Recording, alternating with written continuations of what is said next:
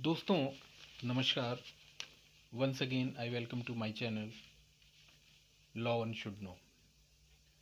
अभी रिसेंटली मैंने एक वीडियो अपलोड की थी जो पॉक्सो एक्ट के ऊपर थी, जिसमें स्किन टू स्किन कांटेक्ट को सुप्रीम कोर्ट ने ज़रूरी नहीं माना था किसी भी एक्यूज्ड को सेक्शन 7 पॉक्सो एक्ट में लायबल करने के लिए।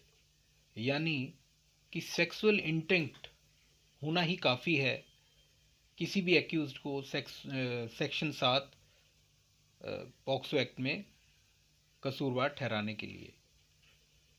इस केस में जिसका नाम है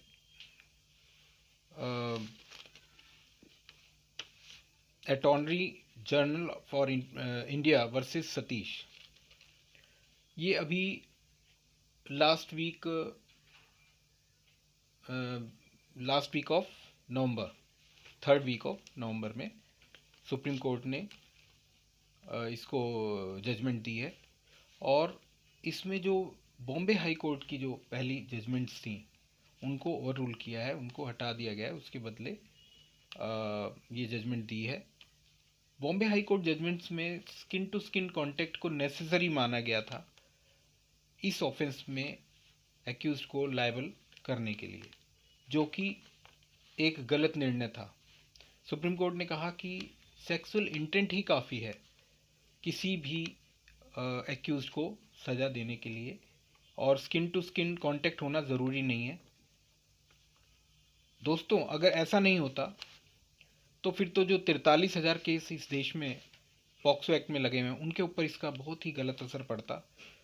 और इस चीज़ को नेशनल कमीशन फॉर वुमेन ने भी बहुत अच्छा स्वागत योग्य जजमेंट बोला है और कहा है कि ये जजमेंट सुप्रीम कोर्ट की बहुत ही लैंडमार्क जजमेंट है और ये हमारे बच्चों और लेडीज़ के लिए कल को बहुत ही फ़ायदेमंद साबित होगी।